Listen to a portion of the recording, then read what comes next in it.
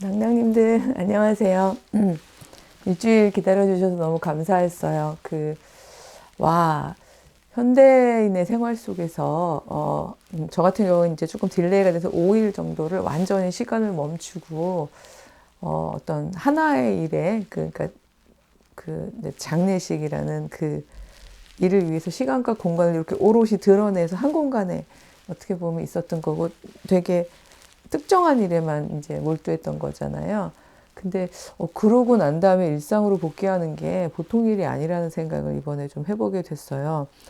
어, 와, 진짜 저희 아들도 이제 손자가 하나밖에 없기 때문에 일정을 좀 많이 소화했어야 됐었는데 눈이 동그래진 거죠. 이제 아주 성실하게 잘 했어요. 기특하고 다 키웠구나 이런 생각이 들긴 했는데 뭐 엄마 이거 그냥 친구네 뭐 할아버지나 할머니 장례식에 간 거랑 너무 달라요. 막 이러면서 이제 그런데 뭐 저는 옛날부터 이제 기독교인의 장례 문화가 조금 좀 달라져야 된다고 생각하는 사람 중에 한 사람인데요.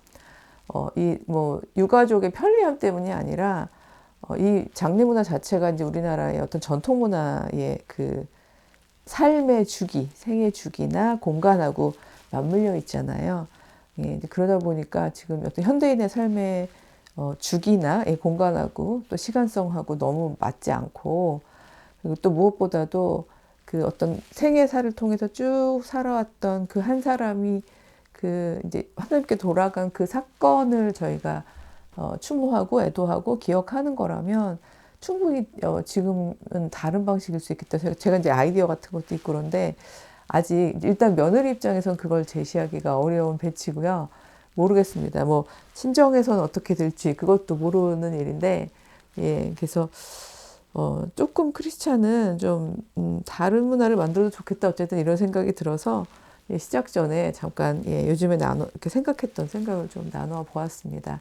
아직 지금도 이제 미국 식구들 아직 안 간 상태고요. 그래서 제가 유튜브 찍을 거예요라고 말씀은 좀 드려놨지만 그 자체도 또 저분들이 보실 땐 이해가 안 가는 부분일 수 있고요. 예, 그다음에 제가 그 얘기는 막 조용히 하세요는 아니지만 조금만 예, 소음도를 저기 좀 배려해 주세요란 말이었는데 모르겠어요. 오늘 어떤 소리들이 들릴지도 모르지만 저는 집중해서 한번 해보도록 하겠습니다. 제가 지지난주, 그러니까 지난주에 잠깐 제 이제 근황 얘기한 거 전에는 루디아 2를 하겠다고 말씀을 드렸었는데 2주가 지나다 보니까 이제 묵상 포인트가 바뀌었어요. 그렇게 됐더라고요. 예, 묵상 포인트도 바뀌었고, 그다음에 또 루디아를 저는 이제 처음에는 이제 루디아가 어떻게 소위 말해서 빌립보에서 처음 가정교회를 이끌어가나 하는 게 이 16장에 보면요. 사실 나와 있진 않아요. 왜냐하면 15절에 그와 그 집이 다 세례를 받고 뭐 우리에게 청하여 이르되 만일 나를 주 믿는 자로 알거든 내 집에 들어와 유하라 하고 강권하여 머물게 하니라 라는 부분이 있는 거고요. 우리가 유추할 수 있는 건 머무는 동안에 이제 그 뒤에 16절서부터 보면은 꽤 오래 머물면서 빌립보에서 전도를 해요. 그리고 전도하는 동안에 일어났던 해프닝들이 이제 쭉 나오고 루디아가 다시 나오는 것은 40절에 그 사이를 저희가 오늘 묵상할 건데요. 두 사람이 옥에서 나와 루디아의 집에 들어가서 형제들을 만나보고 위로하고 가니라 이렇게 되어 있어요. 그래서 루디아는 그 다음에 사실 이제 바울이 빌립보에서 쭉 사역했던 내용들 중에는 루디아가 어떻게 도왔고 어떠한 이야기를 했고 이런 이야기는 없고요. 그쵸? 예, 그리고 이제 그대로 이제 루디아의 집으로 들어간 거 보면 거기가 거점이었다는 걸 알 수 있는 정도? 예, 그 정도로 나와 있어요. 근데 요 사이 제가 언제나 미드라시적 성서 읽기 하면서 이렇게 왜 성서가 분명히 실제가 다 있을 텐데 적지 않은 그런 사이들을 제가 상상하는 걸 좀 즐겼었는데 그래서 이제 루디아 2에서는 이제 바울과 루디아 갑자기 제가 어느 교회라고 말씀을 못 드리는데 제가 특강을 한번 갔더니 바울하고 루디아 사이에 뭔가 썸이 있었을 거예요. 담임 목사님께서 점잖은 담임 목사님께서 그렇게 말씀하시는 거 듣고 제가 막 웃었는데 뭐 그럴 수도 있죠. 바울도 예, 싱글이고 루디아도 예, 뭐 미혼이었거나 뭐 과부였거나 어쨌든 싱글이라면 오래 머무는 동안 예, 뭐 썸띵이 있을 수 있었겠죠. 썸? 예. 근데 그건 좀 그런 상상을 뭐 하고 싶지는 않고요. 뭐 해서 불순해서가 아니라 별로 이제 그쪽으로 이렇게 상상력이 발휘는 안 되고, 다만 이제 루디아가 자주장사라고 말씀을 드렸는데, 일단은 자주장사를 하면서 수많은 사람들하고 이제 뭐 무역도 해야 되죠. 계약도 해야 되죠. 그쵸? 뭐 이제 여러 그 염료 같은 거 만들어 온 사람들하고 뭐 딜도 해야 되죠. 막 여러 가지로 이제 싱글 여자의 몸으로 많은 사람들을 만나는 사람이었기 때문에 루디아가 당시에 보통 여자들만큼은 아니었을 것 같기는 해요. 뭐 판단력이라든가 추진력이라든가 여러 가지 면에서 행하는 여러 가지들이 굉장히 수행성 자체가 좀 달랐을 것 같긴 하지만, 근데 그럼에도 불구하고 여자가 가장인 집은 아무래도 그런 아주 공적인 일 말고는 저는 조금은 보수적으로 그 폐쇄성이란 단어를 써도 될지 모르겠지만 조금은 폐쇄성이 있었을 것 같다는 추론을 했었어요. 한 3, 4년 전에 이제 루디아로 묵상할 때. 그래서 제가 루디아 2를 하겠다고 했던 당시는 그때 제가 폈던 상상력을 그건 아마 출판물에 담기진 않았을 것 같은데, 그 부분을 제가 한번 이렇게 쭉 글로 써놓은 게 있어서 그걸 또 읽는 방식으로 해볼까 이런 생각을 해서 루디아 2를 그렇게 찍어야지라고 생각을 했었는데요.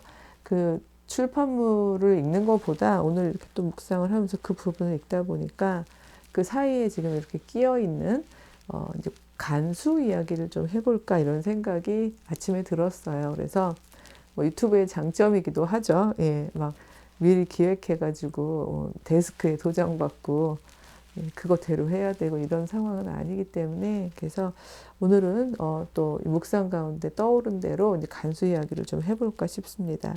이제 바울하고 실라가 이제 사실 이제 디모데도 데리고 갔다고 저희가 봐야 되겠죠. 위에 지난 16장 처음 부분을 보자면, 근데 여기 이제 명시적으로 드러나 있지는 않아요. 이름 자체가.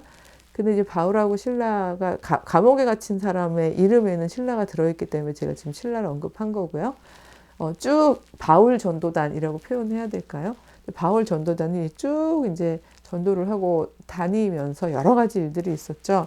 얘가 너무 오래 안 쓰면 깜깜해지더라고요. 그래서 바울 전도단 이렇게 그냥 하나 써볼게요.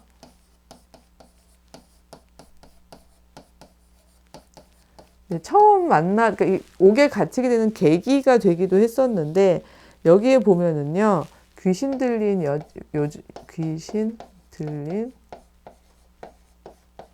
여종이 나옵니다. 우리 낭낭님들은 귀신의 존재를 믿으시는지 모르겠어요. 귀신. 오늘 뭐 귀신학, 귀신론으로 갈 건 아닙니다만, 이 귀신이 이 성서 안에는 분명히 있고요. 제가 가끔 귀하고 신은 다른 영적 존재인데 사람들이 그냥 우리가 이제 한자로 귀신 해서 이렇게 부른다. 하지만 귀하고 신은 구별해야 된다. 이런 이야기를 중간중간에 드린 적이 있어요. 이제 이게 종교학에서는 그렇게 생각을 하고 있는 건데, 이 귀자의 한자어가 그러니까 굽어 들어가는 힘을 의미해요. 근데 신은 밝히 펼치는 힘이래요. 그래서 귀라는 것은, 그러니까 둘 다 영적인 세계의 존재들이고, 우리가 이렇게 육신을 입고 있는 이제 우리를 귀나 신이라고 하진 않죠. 예, 그렇지만 분명히 어떤 영적 존재들이 있다는 건 사람들이 살면서 느껴온 거죠. 뭐 예민한 사람들은 뭐 항상 느끼는 사람들도 있는 거고요. 여기 있는 이 귀신 들린 여종처럼 아예 그러니까 귀에 사로잡혀서 사는 사람이 있을 수도 있는 거고요. 뭐 혹은 아주 몸이 약했을 때나 아니면 특별히 어디에 집중해서 기도를 막 열심히 하고 있을 때나, 그럴 때 일시적인 현상으로 또 이런 글쎄 영안이 열린다고 표현해야 되는지 모르겠지만 그런 영적 민감성을 가질 때도 있죠. 근데 저 같은 경우도 조금 경험을 했었어요. 그래서 갑자기 이렇게 썰로 가면은 이 뒤 얘기가 좀 또 막 딜레이가 될 것 같아서, 예, 아주 정말 짧게만 말씀을 드리면, 글쎄 저희 부모님한테 이런 얘기를 했었는지 안 했었는지 모르겠지만, 저희가 그 친할머니를 13년 동안 이제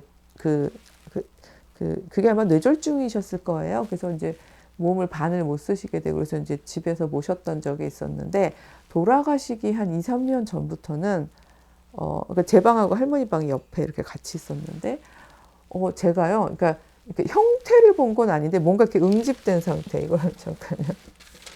이제 이렇게 꽉꽉 응집된 상태의 것들을 제가 좀 보기 시작했어요. 그 희한해요. 그러니까 뭐 그게 할머니가 아프신 것하고 그거 제가 무슨 상황이었는지 모르겠고, 어쩌면 그 당시에 또 저의 또 상태였을 수도 있고, 어쨌든 근데 그런 게 집에서만 돌아다니는 게 아니라 어떨 때는 밖에 나가도 보이고 막 이제 좀 그래서 약간 좀 힘들었던 적이 있었는데, 근데 제가 의지가 되게 강해요. 보시면 보시면 아신다고.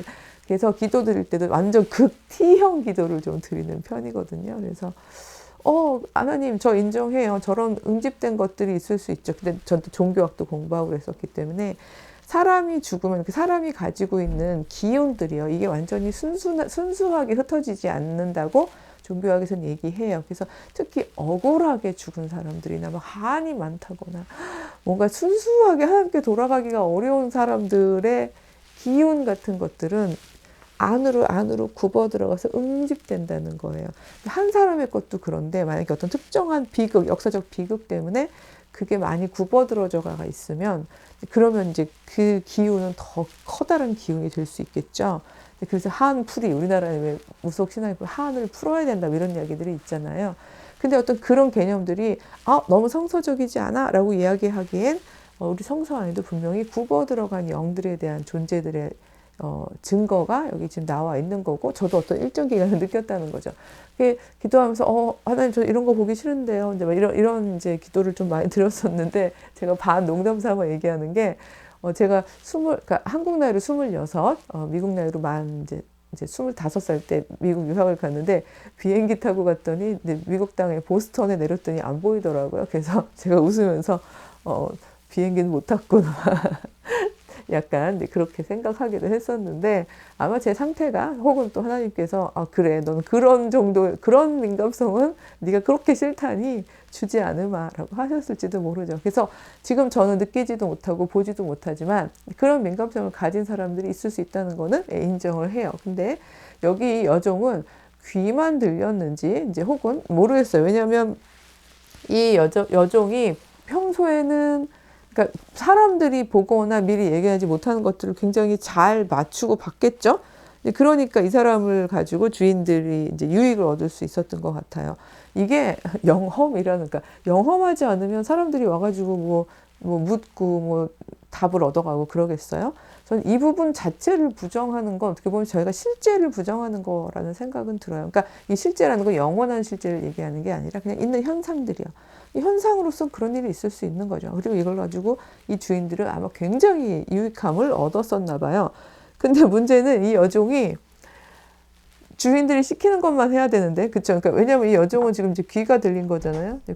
귀만 들렸다고 해야 될지 어쨌든 뭔가가 하나 들려 있는데 주인들이 이제 예를 들어서 되게 컨트롤이 되게 해야 되는데, 이 여자가 자꾸 쫓아다니면서 뭐라고 얘기하냐면 17절에 이 사람들은 지극히 높은 하나님의 종으로서 구원의 길을 너희에게 전하는 자다. 이 정도면 이렇게 가야 되나요? 예. 하긴 뭐 예수님께도 귀들이 예수님한테도 막 인정을 하잖아요. 왜 당신 우리하고 무슨 상관이 있습니까? 이러면서 얘기하는 거 들어보면 너무 쫓아다니는 거예요. 근데 좋은 말이기 때문에, 왜냐면 좋은 말이라는 거, 구원의 길을 인도하는 사람이다. 하나님의 종이다. 이런 얘기를 하는 거니까 사실 둬도 될 텐데, 그냥 둬도 될 텐데, 그래서 아마 좀 뒀는지도 모르죠. 너무 심하게 쫓아다니면서 얘기를 하니까, 예, 이제 바울이 좀 괴로웠어요. 그럴 수도 있죠. 복음을 전달하려고 그러는데, 뭐, 약간 좀, 이렇게, 우아하고 정제된 모습으로 이렇게 선포를 했겠어요. 막 정신없이 설레발 하고 다니면서 하니까 오히려 복음 전하는데도 방해가 되고, 그러다 보니까 18절 아래 보면, 주 예수 그리스도의 이름으로 내가 네게 명하노니 그에게서 나오라 하고 명령을 하죠. 그래서 이 신이 귀가 떠나간 거예요. 예, 그러니까 이 여자가 이제 보통 사람이 된 거죠. 그냥 보통 사람이 됐으니 뭐 볼 수 있는 것도 없고 예견할 수 있는 것도 없고 이런 상황이 된 거죠. 그러니까 주인들이 볼 때는 이제 수익원이 사라진 거죠. 예, 우리의 수익원을 망쳤어요. 그러니까 그걸로 고발하지 않아요. 이 사람이 우리 그 여종의 안에 있던 어떤 영적 존재를 떠나가게 했어. 이런 걸로 고발하는 게 아니라 항상 사람들은 예수님을 고발할 때도 그랬지만 고발할 때 보면은 그 법에 먹힐 만한 것들로 고발을 하죠. 그래서 여기에 보면 20절에 보면은 상관들 앞에 데리고 갔는데 이 사람 유대인이다. 우리 성을 정말 너무 소란하게 만들고 있다. 로마 사람인 우리가 받지도 못하고 행하지도 못할 풍속을 전한다. 풍기문란, 그다음에 사회 소요, 이런 일들을 하고 있다라고 얘기를 해버린 거죠. 이렇게 막 고발을 했더니 상관들 입장에서는 그래? 그러면 그냥 그들의 일상대로 옷 벗기고 매로 쳐라 이렇게 얘기한 거죠. 그래서 맞고 그다음에 많이 침을 옥에 가뒀다고 하는 거 보니까 그쵸. 이 정말 고생이 어마어마했던 거죠. 예. 그래서 감옥에 갇혔는데 사실 이제 베드로 전도단도 한번 감옥에 갇혔던 일화가 이전에 있었잖아요. 그러니까 두 일화가 굉장히 다른 방식으로 전개가 돼요. 그래서 뭐 하나님께서 어떤 방식으로 일하시는 것이 하나님의 방법이다라고 말하기는 어려운 그 상황에 그래서 그 상황에서 가장 선을 이루시는 방법으로 일하셨다 이렇게 생각을 하는데 이때 보면은요. 이 간수 얘기가 사실은 이제 제가 오늘은 그래서 루디아에서 간수로 옮겨온 이제 이 간수 이야기를 좀 하려고 하는 건데 그래서 이제 이 간수한테 명한 건 그죠. 든든히 지키라. 그쵸? 간수야. 든든히 지키라. 이거 까맣게 안 되게 하려고 조금씩 좀 써봅니다. 명령을 받았으니 이제 얼마나 그쵸? 이제 다 이제 뭐죠? 이제 채워놓고 이제 완전히 든든히 지키고 있는 중인 거예요. 근데 25절에 보면 한밤중에 바울하고 실라가 기도하고 찬송하고 또 다른 죄수들이 듣고 있는 상황이에요. 그러니까 이런 상황에서 아마 이제 뭐 제가 여기서 간수를 묵상하지 않고 죄수들을 묵상할 수도 있고 뭐 여러 가지 또 간수 입장으로만 오늘은 좀 초점을 맞춰보겠습니다. 저 사람들이 정신이 나갔나 싶을 수 있었겠죠, 당연히요. 매 맞았죠. 상처가 막 힘들죠. 감옥에 갇혔죠. 나쁜 일 하다 갇힌 것도 아니죠, 솔직히 말하면. 근데 그러고 막 신세한탄하고 막 좌절하고 힘들고 막 이래야 될 텐데 막 기도하고 찬송을 하고 있는 거예요. 이 모습은 바울하고 실라만 그런 게 아니라 사실 우리나라에서도 보면은 그 예전에 이제 천주교 박해할 때도 그랬고 개신교 같은 경우에는 일제 때 그 신사참배 거절해가지고 감옥에 가신 분들이 감옥에 갇혔을 때도 그랬고 이 본을 받아서 다들 모두 기쁘게 찬송하고 기도하고 초연한 모습들, 의연한 모습들 때문에 주변 죄수들한테 굉장히 큰 어떤 복음의 영향력이 있었다 이런 이야기들이 있잖아요. 근데 이제 바울하고 실라도 막 기도하고 찬송하고 뭐 이러고 있었던 거예요. 근데 26절에 보면 이때 갑자기 큰 지진이 나서 옥터가 움직이고 문이 곧다 열리며 모든 사람이 메인 것이 다 벗어졌다라고 여기 지금 표현이 되어 있어요. 이 부분은 베드로가 그 경험했던 기적보다는 훨씬 사실적으로 근거가 있을 수 있는 기적이라고 저는 생각해요. 이 말은 하나님의 기적이 우연성이란 뜻이 아니라 구약에 보면 하나님은요 자연현상을 당연히 주관하시는 분이기 때문에 자연현상을 통해서 기적을 이루시는 경우들이 굉장히 많거든요. 근데 다 자고 있을 때 이렇게 베드로만 쏙 빼가지고 이렇게 거리에다 놓고 베드로가 앗 하고 있는 그 기적보다는 그 스토리보다는 이렇게 그러니까 왜냐하면 뭐 지각 변동에 대해서는 다들 아시겠지만 언제 지진이 날지 이제 그건 사실 모르는 일인 건데 그러니까 순간이 그러니까 모든 것이 이제 하나님의 순간이라고 표현할 수 있겠는데 만날 수 있다라고 저는 보거든요. 그래서 그러니까 이 부분은 우연히 그게 맞아 떨어졌어 이런 결론을 내리는 게 아니라 기도하고 찬송하면서 의연하게 뭐 말씀을 할 수 있게 펼쳐주시는 것도 왜냐면 지워버렸네요. 말씀을 할 수 있게 해주시는 분도 하나님이시고 우리가 갇혀있을 경우에도 여기서 우리가 할 수 있는 일들을 펼치게 하는 힘의 동력이 되는 분도 하나님이시니 우리가 갇혀있을 때 할 수 있는 게 뭐가 있을까? 우리가 펼칠 수 있는 게 뭐가 있을까? 우리가 펼칠 수 있는 건 기도와 찬양이지. 이러고 있는 이제 바울과 실라인 거잖아요. 근데 이제 이런 어떤 밖으로 막 환하게 펼쳐가는 그 힘과 하나님께서 천지를 주관하시는 바로 그 뭐 힘이 만날 수 있다라고 저는 생각해요. 맨날 줄탁 동시 뭐 이런 거 했습니다만. 그래서 저는 오히려 기적은 지진이 나서 옥문이 열리고 죄수들의 매인계 풀어진 거가 저는 그거보다, 그러니까 그것도 기적은 기적인데요. 그거보다 더 큰 기적은 그 이후에 일어났다고 생각해요. 그래서 제가 윤리학자다 보니까 저는 인간이 함께 참여함으로 만들어가는 비일상적인 일들, 그걸 저는 기적이라고 해석하고 싶은데, 그 뒤에 보면 간수 입장에서는 이렇게 되면 일상적으로 무슨 일이 생기겠어요? 지진이 났고, 이건 자기가 예상치 못했던 거고, 옥문 열렸고, 죄수들 다 묶인 게 풀렸으니 다 도망갈 건 뻔하잖아요.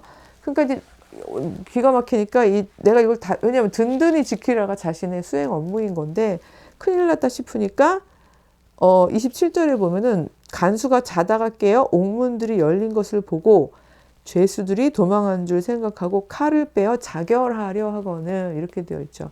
그러니까 뭐 두려움일 수도 있지만 이 사람은 되게 책임감이 강한 사람인 것 같아요. 그럼 왜 자나요? 아니, 어떻게 날방을 새나요? 이렇게 보통 보면 이제 그 앞에서 졸고 있는 거죠. 그러니까 놀라서 깨보니까 그 상황인 거죠. 그래서 내가 이걸 책임질 수 없다, 차라리 자결을 하자라고 생각하고 있을 때 전 그 뒤가 기적이라고 생각하는 이유가 뭔가 하면 바울이 크게 소리를 질러서 그 죽으려는 사람을 막는 거죠. 괘씸할 수도 있을 텐데요. 이 사람들 꼴 좋다, 당해봐라, 이럴 수도 있을 텐데 바울의 선한 마음이 소리를 지르게 합니다. 우리가 다 여기 있노라. 그 말에 간수가 등불을 달라 해서 뛰어들어가서 봤더니 바울과 실라가 있는 거예요. 이 사람이 무서워서 떨었던 이유는 지진이 나서 무서워서 떨었던 게 아니라 어떻게 저 사람들은 이 상황에서 도망갈 생각을 안 하지? 저는 바로 그것에 대한 두려움이었다고 생각해요. 간수도 풍문으로 들었겠죠. 왜 잡혀왔는지 알 테니까요. 그 왜 영험한 그 여종 있잖아. 그 여자 맨날 거기 가면 웬만 뭐 하세요, 어쩌세요, 뭐 얘기해주고, 그래서 왜 그 주인들이 돈을 많이 벌었잖아. 뭐 이런 얘기, 같은 동네인데 그쵸, 다 알고 있었을 텐데, 근데 바로 그 여자에게 있었던 귀를 떠나게 한 일로 지금 들어와 있다는 거, 이런 거 다 들었을 수도 있었을 텐데, 이미 이 사람들이 뭔가 약간 비일상적이라는 걸 알고 있었을 텐데, 노래 부르고 찬송 부르는 것도 이상하다 생각하고 있었는데 도망갈 기회가 있었는데 도망가지 않았다는 거죠. 전 이런 모든 것들이 다 이 사람 안에서 두려움과 떨림을 가져왔을 거라는 생각이 들어요. 그러면서 뭐라고 하냐면, 전 이 사람이, 이 간수가, 왜 갑자기 눈물이 날라 그러죠? 굉장히 멋진 사람이라고 생각하는 게 자기 멋대로 행동하지 않습니다. 두려움과 떨림이 여기서는 경외감일 수도 있었을 텐데, 그래서 본인 판단에 좋은 걸 하는 게 아니라 여기 뭐라고 묻냐 하면요, 선생들이요, 내가 어떻게 하여야 구원을 받을 수 있습니까? 라고 이야기를 해요. 이거 아주 샬로우하게 얘기하면 제가 어떻게 해야지 살까요? 어떻게 해야지 세이브 될 수 있을까요? 이런 의미인 건데, 저는 이 간수니까 직업상 저 여기서 살 길이 뭐죠? 이렇게 아주 샬로우하게 물었다고 할 수도 있어요. 근데 저는 그 메시지는 맥락은 아니었을 거라고 생각하고 뒤에 나오는 대답도 그렇죠. 왜냐하면 이 구원은 영적 구원을 얘기했을 것이고, 또 영적 구원을 받은 사람들의 삶의 태도를 물어봤다는 것이 분명한 것이, 이 바울이 이 빌립보에서 돌아다니면서 했던 일들을 다 들어왔었고, 또 이 영향력이 얼마나 이 사회를 소동시켰는지를 알고 있었기 때문에, 그러나 관찰자였고 그냥 이렇게 방관자였던 거지 본인이 그 안에 뛰어들었던 사람은 아니었잖아요. 정확히 저는 영적 구원에 대한 부분을 이제 물었을 거라고 생각하는데, 거기에 대해서 그걸 맥락을 알았으니까 바울도 그렇게 대답하는 거죠. 저희가 제일 많이 들었던 구절, 이르되 주 예수를 믿으라, 그리하면 너와 내 집이 구원을 받으리라.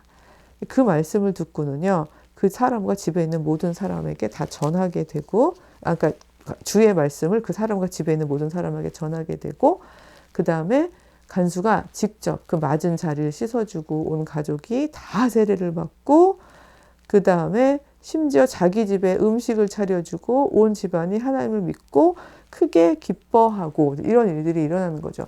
그러니까 이 간수가 어마어마한 결단을 하는 건데요. 예, 지금 그 난리가 나가지고, 그쵸? 뭐 여기 대놓고 얘기는 안 돼 있지만 다른 죄수들도 있었지만 다른 죄수들은 도망갔겠죠. 여기 뭐 도망갔다는 얘기는 없지만 최소한 바울 전도단이 도망을 안 간 건 확실해요. 그쵸? 그렇지만 이제 이 상황에서 이 바울 전도단만이라도 잡고서 상관들이 왔을 때, 이 사람들은 제가 열심히 해서 확보했습니다, 이런 방식으로 살아남을 수도 있었을 텐데, 오히려 있던 사람들까지 자기 집으로 데리고 가가지고 상처를 씻기고 먹이고, 그쵸? 이런 일들을 지금 하고 세례받았고요. 그러니까 이러고서 있었다는 것 자체가 이 사람은 이미 간수는 지금 이 현생에서 자신이 했던 바로 이 업무 이상의 어떤 것들을 깨닫고 그걸 향해서 참여하고 있다는 걸 알 수 있는 거죠. 아마 낭랑님들도 약간 그런 모먼트들을 살면서 좀 경험하셨을 수 있을 것 같아요. 왜 우리가 막 오종종종 내 삶 속에서 어떤 특정한 태스크, 특정한 의무, 임무, 요거를 잘 해내려고 막 하고 있다가 어느 순간 왜 이거보다 굉장히 더 크게 이렇게 뭔가가 보일 때 있잖아요.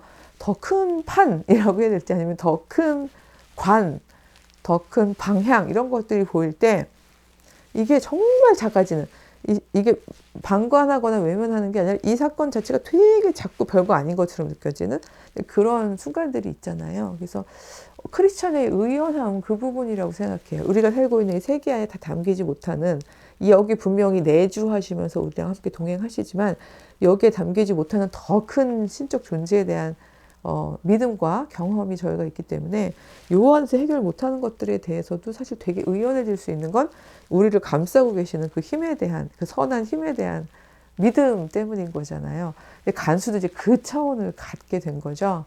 그러고 있을 때 상관들이 너무 재밌는 게 그 뒤에 나오는 게 전 상당히 흥미로웠는데 날이 샜어요. 이제 그 난리가 나고 날이 샜으니 상관들도 대충 알아들었겠죠. 그러니까 소식들을 들었겠죠. 간밤에 그 사람들 우리가 그렇게 막 대충 때려서 넣고 났는데 막 찬송 부르고 막 기도하고 그랬는데 지진이 났다. 그래가지고 다른 죄수는 다 도망갔다. 근데 이 사람들은 안 도망갔고 간수랑 간수네 집에 있다더라. 뭐 이런 얘기 대충 들었을 거란 말이죠. 보고를. 그래서 그러니까 상관들이 그렇게 얘기하는 거예요. 그 사람들을 그냥 보내라. 놔줘라. 다시 잡아오지 마라. 무섭잖아요. 솔직히 말하면. 그쵸? 이 사람들 뭔가 영적 파워가 대단한 것 같아. 괜히 소란을 만들지 말고 우리도 해코지를 당하고 싶지 않은 거죠. 근데 그 말에 이제 간수가 바울한테 전해요. 너희를 놓으라고 하네요. 이제는 이제 좀 나가시고 평안히 가세요. 이렇게 얘기했을 때 바울이 오히려 더 강수를 둡니다. 우리가 로마 사람인데 우리를 특별한 법적 절차 없이 이렇게 공중 앞에서 때리고 옥에 가두더니 이걸 왜 이렇게 그러니까 소위 말해서 공적인 할 때는 공적인 절차도 안 밟고 로마 사람에게 대하는 공적인 절차도 안 밟고 오히려 사람들 앞에는 망신 주면서 때리고 넣더니 그러니까 이방인들에게 하는 방식으로 하더니 이제 와가지고는 우리를 내보낸다고? 이거 안 되지. 그리고 그것도 전달해가지고 그렇게 한다고 상관 친히 오고 우리를 데리고 나가야지. 이렇게 얘기를 하게 되는 거죠.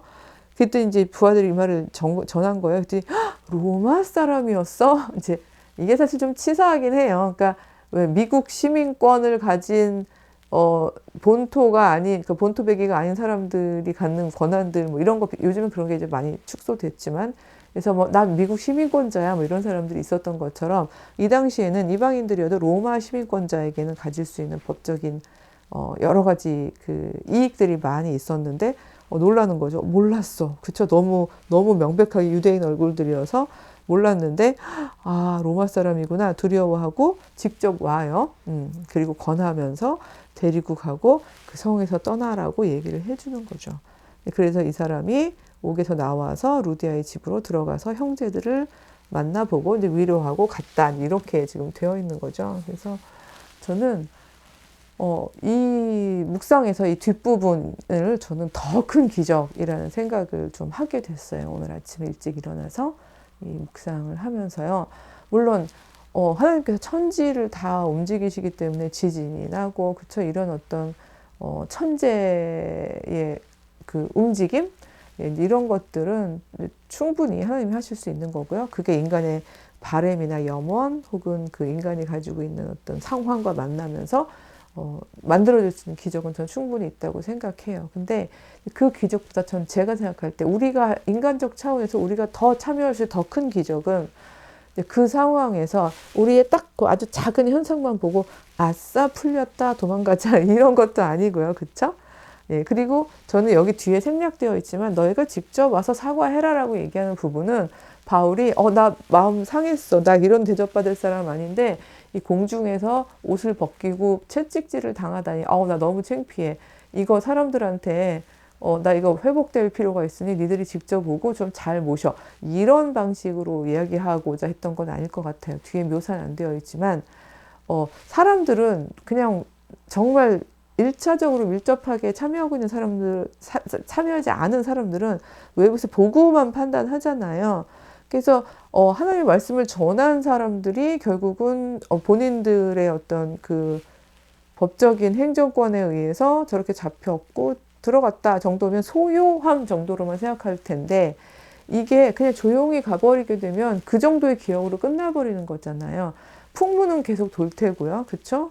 이야기들은 계속 움직이는 법인데, 결국 이 이야기가 그 복음이라는 차원을 놓고 봤을 때 멋지게 엔딩이 되려면 그런 일들을 했던 사람들이 이 기적 행위 앞에서 모두가 두렵고 떨고 이 사람들을 정식으로 다시 사죄하고 모셔서 나와서 이 자신들이 했던 행위가 사람들 앞에서도 하나님 앞에서도 옳지 않았다는 것을 인정하게 하는 그 과정까지를 저는 바울은 요청을 했던 거라는 생각이 들어요. 그래야 거기까지를 듣고 또 사람들이, 동네 사람들이 또 소요하면서 누구야? 저 사람들이 전한 그 예수 그리스도라는 존재는 어떤 존재야? 이런 이야기를 하게 되겠죠. 그리고 바울 전도단이 떠나고 난 뒤에도 그 루디아의 집을 중심으로, 제가 상상했던 그 상상력 안에는요, 간수네 집도 루디아네 집하고 되게 같이 그 협력하고 잘 긴밀하게 연결해 가면서 하나의 커다란 하나님의 오이코스가 되는데, 그런 부분을 상상을 했었거든요.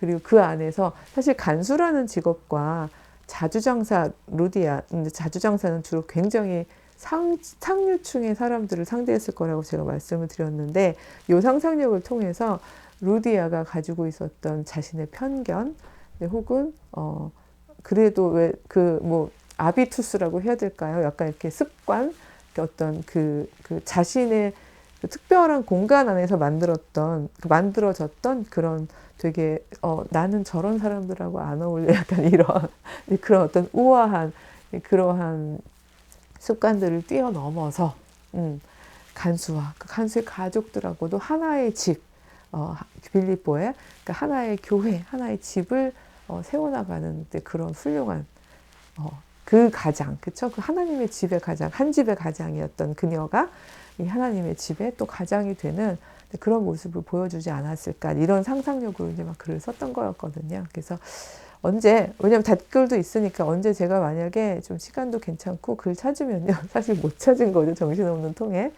예, 제가 좀 댓글에다가 그 상상력을 담았던 그 글을 좀 한번 이렇게 그 자수가 허락하는 대로 한번 달아보도록 하겠습니다. 예, 이제 진짜 겨울의 초입이네요. 예, 모두 건강하시고요. 다음 주에 만나 뵙겠습니다. 안녕.